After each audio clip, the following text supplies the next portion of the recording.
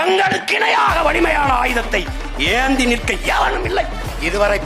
4 மணிக்கு எந்திரிச்சு 10 மணிக்கு தூங்கி அவ்வளவு கஷ்டப்பட்டு வேலை பார்த்து குருவியோட ரொம்ப கஷ்டப்பட்டு சொத்து சேர்த்து நேர்மையான வாழ்க்கையில் நாங்கள் வாழ்ந்துட்டு போகிறோம் அப்படின்னு சொல்லி நாங்கள் வாழ்ந்து உழைப்பை மட்டுமே நம்பிக்கிட்டு உண்டியல் குலுக்காமல் QR கோடுக்கு வந்து மாநாடுங்கிற பேரில் காசு வாங்காமல், இல்லை இயக்குனர் அப்படிங்கிற அண்ணாதுரை கலைஞர் அதுக்கப்புறம் சீமானுன்னு வராமல், இல்லை நடிகர் 250 கோடின்னு வாங்காமல் நேர்மையாக உழைச்சி திங்கிற கஷ்டப்பட்டு உழைச்சி சாப்பிட்டு முன்னேறணும் அப்படின்னு நினைக்கும் போது எதுக்கு ஆயுதம் வருதுன்னு எங்களுக்கு ஒன்றும் சத்தியமா புரியலடா சீமானு, சத்தியமா புரியல. நாங்கள் என்ன 55 ஒன்றை மாதிரி மாநாடு புது காரை வாங்கிட்டு இருக்கோம்.